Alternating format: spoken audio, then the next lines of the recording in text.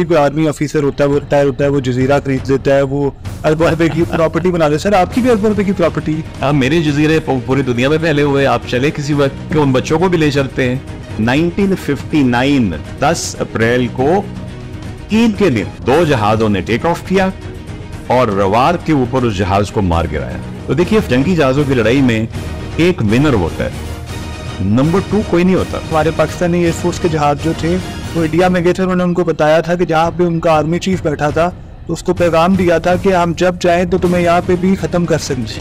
हमने कोई 200 metre side पे करके जहाज का रुख वहां पे बॉम्ब गिराया हमने। अस्सलाम वालेकुम जी, मैं हूँ राना कामरान और आप देख रहे हैं रहमानी न्यूज़। नाज़रीन, 6 सितंबर पाकिस्तान की तारीख का वो दिन जो दुनिया को बताता है कि पाक फ़िज़ाइया किसी से कम नहीं, बल्कि दुनिया की पहले नंबर पर पाक फ़िज़ाइया आती है। पाक फ़िज़ाइया ने उससे एक पैगाम दिया भारत को, बताया कि अगर तुमने पाकिस्तान की तरफ मेरी निगाह से देखा तुम्हें हस्ती से मिटा देंगी।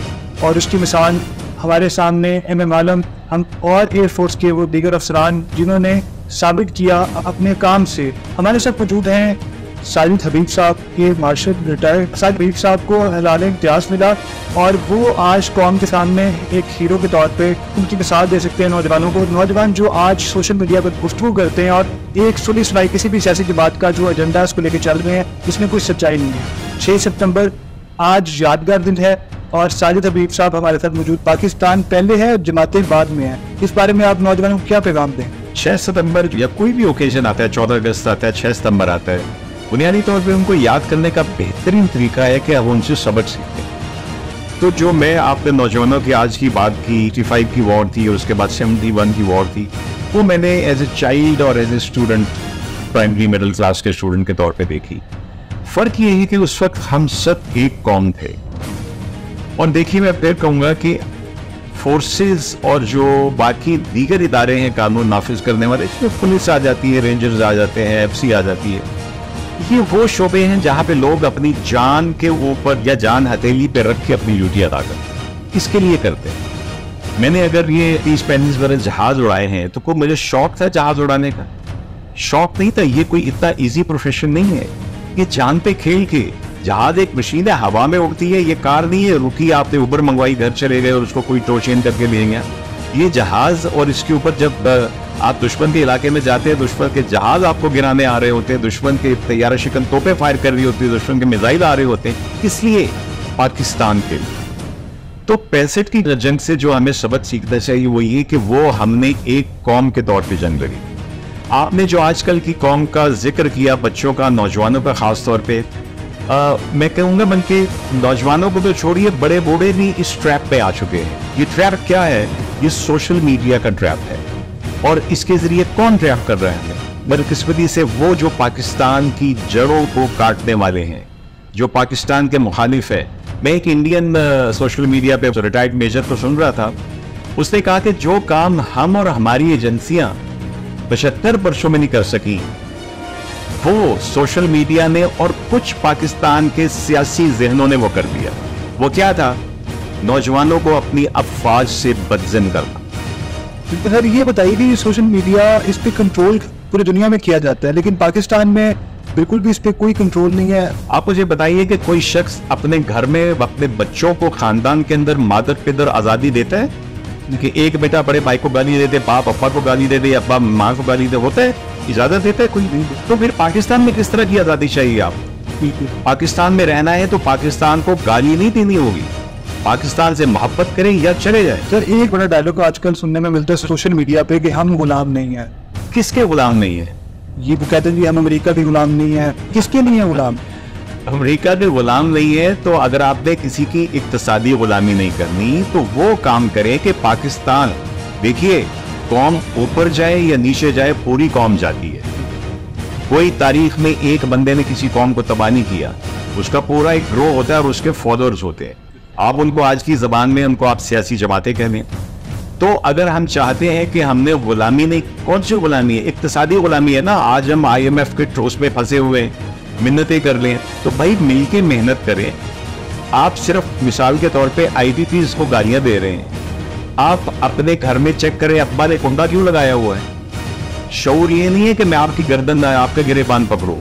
शऊर ये कि मैं अगर नौजवान हूं और मैं बजाय धरना देने के किसी जगह करप्शन के खिलाफ मैं पूछूं कि मेरे अब्बा की तनख्वाह तो 45-50 हजार है, इन्होंने डीएचए में 2 कनाल का घर कैसे बना लिया। जब तक वो शऊर नहीं आएगा, ये फॉल्स और फेक चीजें हैं कि गुलाम है, किसी की गुलामी है। पाकिस्तान जैसी मादर बेदर आजादी है किसी को।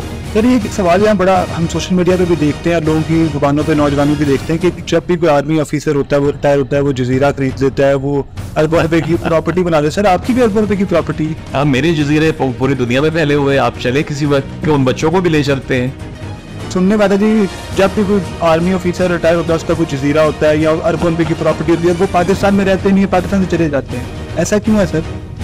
ये घर जिसमें आप बैठे मेरा इंटरव्यू कर रहे हैं जी, मैंने 30 वर्ष तक हर महीने अपनी तनख्वाह में से पैसे कटवाए, और जब ये घर मिलने की बारी आई तो मुझे बताया गया इस घर पे इतने पैसे लगे हैं, आप 30 बरतों में इतने दे चुके हो, बाकी पैसे निकालो और घर ले लो अगर घर ले लो। यानी कि रियलिटी ये है। ये रियलिटी है। और ये जो झूठे प्रोपेगेंडे है वो सोशल मीडिया पे, ये सब कहानियां सर। आप देखिए कि इस मुल्क के अंदर फौज के अंदर कोई एक सिंगल शख्स नहीं है जिसकी डुअल नेशनैलिटी हो। आप रख ही नहीं सकते। आपके आज के अखबार में पढ़े कितने जज हैं जिनकी डुअल नेशनैलिटी है।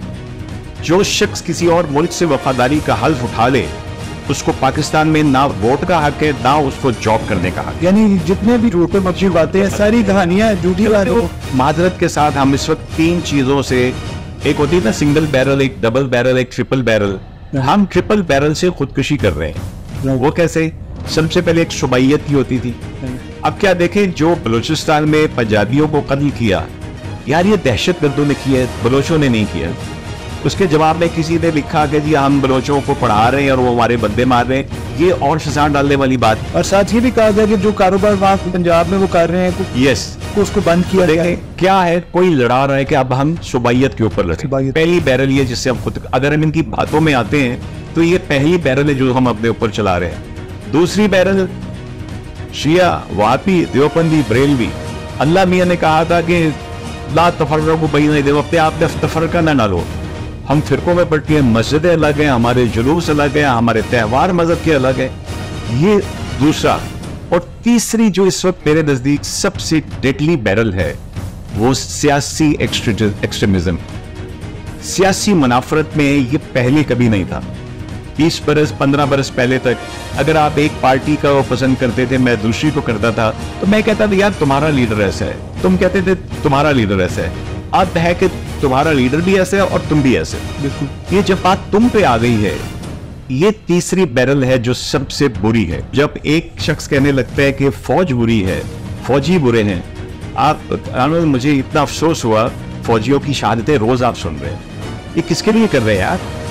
इनकी लाशें दफनाई इधर कहीं जाती हैं, कोई सिंध के इलाके में, पंजाब के इलाके में, पोठवार के इलाके में, केपी के में, यहाँ पे इनको दफन किया जाता है।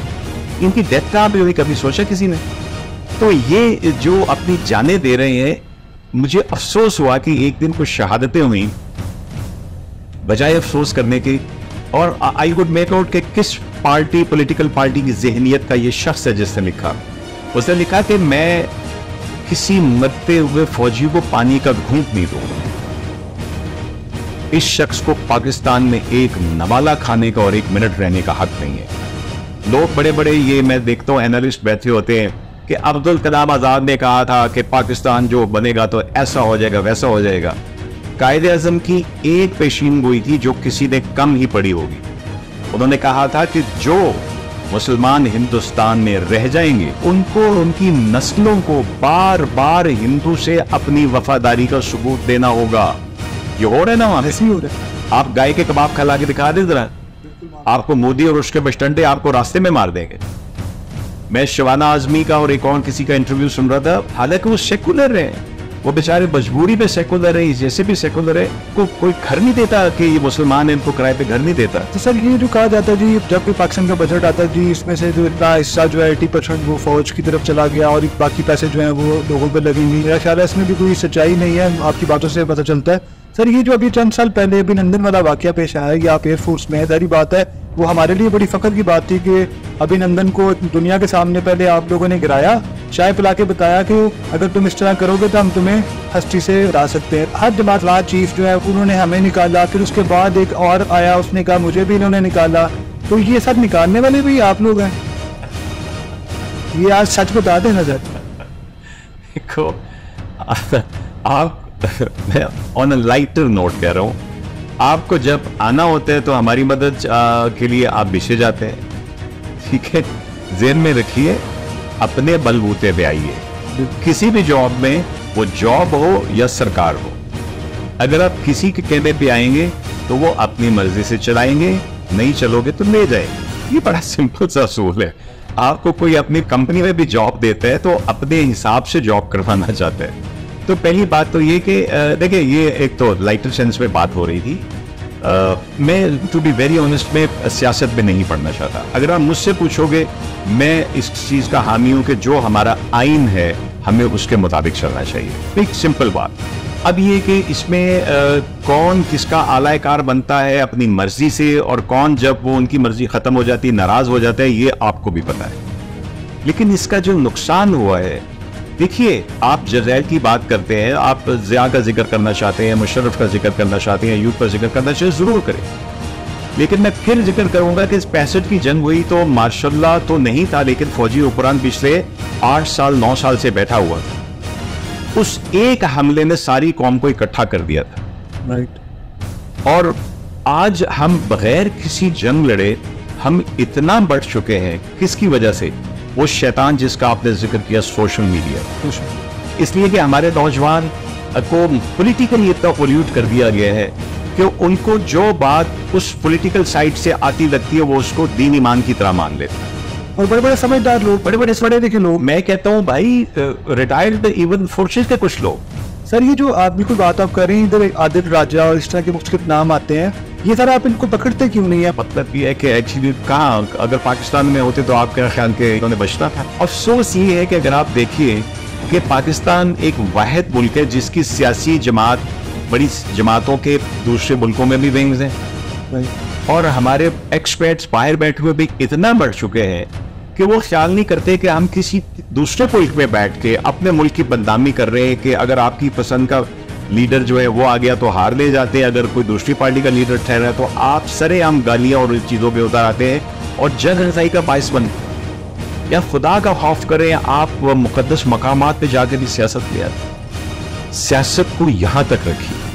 और आपने आज़ादी की बात की, मैं नौजवानों से पूछता हूँ कि आपको किसी और मुल्क में, यूरोप में, दुबई में ये आज़ादी मिलेगी कि मोटरसाइकिल को जिस मर्जी रेड लाइट से क्रॉस कर दें, ग्रीन बेल्ट क्रॉस कर लें, आधी रात को आप दो लोग बैठ के आप वन व्हीलिंग करते रहें, आप सरेआम सड़क पे जाते हुए गंदगी फेंक दें? आपको और किस किस्म की आज़ादी चाहिए? किस किस्म के गुलाम हैं आप? जो करना चाहें आप करते हैं। तो यार, मुल्क का एहतराम करें। आपका हर कदम पाकिस्तान के लिए अच्छा नहीं है, लेकिन जो कदम हम पाकिस्तान के लिए उठाएंगे वो आपके लिए जरूर अच्छा होगा। सर 6 सितंबर के दिन हम चाहते हैं कि अवाम को, नौजवानों को ये पता चले कि हमारी फौज है तो हम सुकून से बैठे हैं। सर ये 6 सितंबर जो है, इसमें MM आलम साहब की कोई स्टोरी हम सुनना चाहते हैं, और आपकी क्या इंस्पिरेशन थी आपने जो पाक फ़ज़ाइया को ज्वाइन किया? बिल्कुल, मेरी तो बहुत बड़ी इंस्पिरेशन, जो मेरी मोटिवेशन एयरफोर्स में जाने की थी, वो MM आलम थे। मैंने एक दूसरी तीसरी जमात के बच्चे के तौर पे उनके कारनामे पढ़े, उनके कारनामे सुने, अखबारों में आए, रेडियो पे आए, और उस वक्त से मेरे ज़हन में बैठ गया था कि मैंने पाक फ़ज़ाइया में फाइटर पायलट MM आलम बनना है। और अल्लाह का बहुत एहसान है कि मैं फिर इस काबिल हुआ कि मैंने पाकिस्तान एयरफोर्स में बतौर फाइटर पायलट मैंने शिरकत की। 33-34 बरस मैंने सर्व किया उसमें, एयरफोर्स में। MM आलम साहब से मुलाकात रही, बल्कि एक दफ़ा तो उनके पड़ोस में मैं, वो भी मेस में रहते थे और मैं भी अपनी फैमिली के साथ कोई 1-2 महीने मेस में था। तो बड़ी मुलाकातें, बड़ी इंस्पिरेशन। उनको उस वक्त भी रिटायर हो चुके थे, he was almost 70 years old. तो उनसे एक इंस्पिरेशन मिलती थी, आप एक एनर्जी नहीं आती किसी को देख के, ऐसे फील होता था उनकी बातें सुन के। तो मैं तो अपने बच्चों से मिलाता था, क्योंकि मैं देखो उस जनरेशन से हूँ जो कायदे आज़म और पाकिस्तान से मोहब्बत के नाम के ऊपर बड़े हुए हैं। मैंने अपने बच्चों में ये चीज़ इंस्टिल की। मेरे बच्चे भी पाकिस्तान के खिलाफ कोई बात नहीं सुन सकते। Even if they have to disconnect with somebody, वो रिलेशन तोड़ देंगे, पाकिस्तान के खिलाफ बात नहीं सुनेंगे। ये है तो हम हैं। मेवालन के कारनामे से दुनिया वाकिफ है। जेट एज में 1 मिनट से कम अरसे में 5 जहाज गिराना ये आज तक किसी ने नहीं किया, आगे भी शायद नहीं हो सकता, हो ही नहीं सकता। मैं आपको एक और इंटरेस्टिंग चीज बताऊं, लोगों को शायद कम इल्म होगा कि 67 की अरब इजराइल वॉर और 74 की अरब इजराइल वॉर में हमारे पाकिस्तान एयरफोर्स के कुछ पायलट उधर गए हुए थे सेकंडमेंट पे, वो कहते एक्सचेंज पोस्टिंग पे। वॉलंटरली उन्होंने कहा कि हम भी अरबों की तरफ से लड़ना चाहते हैं।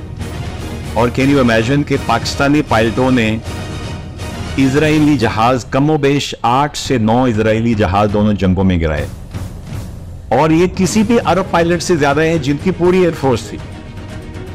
तो ये किस लिए किया था? लोग उम्मत की बात करते हो कि ये उम्मत के लिए किया था, तो इन चीजों से इंस्पिरेशन मिलती थी। और याद रखिए कि पाकिस्तान है तो हमने, पाकिस्तान की हिफाजत बाहर से आके किसी ने नहीं करनी, और आपने बाहर जाके किसी मुल्क को बनाना नहीं है। तो सर कभी आपको मौका मिला हो इंडिया के अंदर दाखिल होने का, कैसी सोच आती थी आपको? कोई भी फाइटर पायलट्स जब वो हवा में जाता है दुश्मन से मुकाबले के लिए, जंग हो रही है या बगैर जंग के अगर कोई ऐसी सिचुएशन, जैसे अभी तंदन का हुआ तो जंग तो नहीं थी, एक वो झड़पें थी आप समझ लीजिए, जो उन्होंने हरकत की थी, हमने उसका जवाब दिया था। तो देखिए जंगी जहाजों की लड़ाई में एक विनर होता है, नंबर 2 कोई नहीं होता। नोमान पाकिस्तान एयरफोर्स का वॉज विनर, अभिनंदन नंबर 2 नहीं था। इट वॉज लकी कि वो इजेक्ट कर गया, बच गया। मैं आपको बताऊंगा कि डिफरेंट 71 के बाद से प्रॉपर जंग तो नहीं हुई, लेकिन मगरबी महाज पे जब अफगानिस्तान में रशियन फोर्सेस थी तो बहुत दफा इनकाउंटर होते थे इनके साथ। इवन उस जंग में 8 से 10 जहाज अफगानिस्तान और रशियन के हमारे लोगों ने गिराए हुए। और लोग जज्बे की बात आप करते हैं, पहले हमने बात किया कि एमएमएलएन की, आपको मैं बताऊं जिस दिन उन्होंने ये 5 जहाज गिराए उसके बाद से पूरी एयरफोर्स का जो मोराल था वो यहाँ पहुंच गया, और इंडियन एयरफोर्स यहाँ से यहाँ चली। अब हमारे जहाज 20-25 मील इंडिया के अंदर जाके पेट्रोलिंग करते थे। पेट्रोलिंग में आप देखते हैं कोई टारगेट नजर आया तो उसको आप हिट कर। ये भी सुनने में आया था कि जी हमारे पाकिस्तानी एयरफोर्स के जहाज जो थे वो इंडिया में गए थे, उन्होंने उनको बताया था कि जहाँ पे उनका आर्मी चीफ बैठा था तो उसको पैगाम दिया था कि हम जब चाहें तो तुम्हें यहाँ पे भी खत्म कर सकते। जी, ये अभिनंदन वाले वाक्य जो होता उसमें किया था, उसमें उनकी कोई कॉन्फ्रेंस हो रही थी, उनके आर्मी चीफ भी थे, तो उसकी वीडियो मौजूद है। हमारे जहाज ने जिसके ऊपर वेपन था उसके ऊपर रख के उसकी वीडियो बना ली और फायर नहीं किया, क्योंकि हम नहीं चाहते थे कि ऐसा क्यों बड़ा सान्या होता, अगर उनके आर्मी चीफ मारे जाते या कुछ हो जाता तो फिर तो एक फुल स्केल वॉर हो जाती, वो नहीं चाहते थे। लेकिन हम सिर्फ बताना चाहते थे कि वी कुड हैव, हम कर सकते थे। उसके बाद फिल्म बना के हमने कोई 200 मीटर साइड पे करके जहाज का रुख वहां पे बॉम्ब गिराए हमने। तो ये सिर्फ उनको मैसेज देना था। बल्कि आपको थोड़ी सी प्यार में एक हिस्टोरिकल बात बता दूं कि पाकिस्तान एयरफोर्स ने दुश्मन के खिलाफ जो सबसे पहली किल जिसको कहते हैं हवा में की थी, शायद किसी को नहीं होगा सिवाय कुछ एयरफोर्स के लोगों के, वो 1959 10 अप्रैल को ईद के दिन। अब 1959 कोई जंग नहीं है, कुछ नहीं है, ईद का दिन है, और इंडिया का एक जहाज जासूसी करने के लिए आ गया, जंगी जहाज था, बॉम्बर कैम्बरा, और उसका ख्याल था कि ये मुसलमान सवैयां शवैयां खा के ईद मना रहे होंगे, पर उस वक्त भी हमारे जहाज अलर्ट स्टैंड बाई के ऊपर थे। 2 जहाजों ने टेक ऑफ किया और रवार के ऊपर उस जहाज को मार गिराया। जबरदस्त। तो उसको हम समझ लें कि ईद वाले दिन हमारी जो सबसे पहली ईदी इंडियन तदैया से हमें मिली वो एक कैमरा जहाज था। मेरे कहने की बात मैंने इसलिए सुनाया कि सिर्फ उस वक्त जब दूर दूर तक जंग का कोई चीज़ नहीं थी 1959, तो आपके पायलट्स और आपके फौजी और आपके शिप्स वाले नेवी वाले अपने अपने महाजों पे कायम थे। हम अभी जब बात कर रहे हैं तो हजारों फौजी इस वक्त की सियाचिन में, जहां पे जून की गर्मी में भी बर्फ जमी होती है, जहां पे पानी पीने के लिए भी आपको पिघलाना पड़ता है, जहां पे नहाने का सवाल पैदा नहीं होता, तो वहां पे ड्यूटी दे रहे हैं। फाटा में ड्यूटी दे रहे हैं, बलूचिस्तान में ड्यूटी दे रहे हैं। इस वक्त भी हमारे पूरी फजाई हुदूद को कवर करने के लिए पाक फजाइया के जहाज तैयार हालत में बैठे हुए, पायलट पूरी अपनी हेलमेट पकड़ के इस वक्त बैठे हुए और 24 घंटे बैठते हैं। कमाल। अरे यहाँ तो अदालतों को 2-2 महीने की छुट्टियां हो जाती हैं भाई, बिल्कुल समर ब्रेक हो जाती है, फौज में कोई ब्रेक नहीं होती। तो ये इनकी कदर कीजिए। आपने किसी एक शख्स से बॉस है, उसकी वजह से आप इदारे को बुरा ना कहें। आप जब इदारे को बुरा कहते हैं तो क्या गुजरती होगी जो उन घरों के ऊपर, उन बीवियों के ऊपर, उन माओं के ऊपर जो अपने बेटों की लाशें वसूल करती। जी दादे, आपने देखा कि ये जो गुफ्तगू हमारी हुई है इसमें सच्चाई है। साजिद हबीब साहब ने जो पैगाम दिया है वो बहुत वाज़ेह पैगाम है और बड़ा ज़बरदस्त पैगाम है कि नौजवान अपने वतन से प्यार करें, अपनी फ़ौज से प्यार करें, पाक सजाइया से प्यार करें।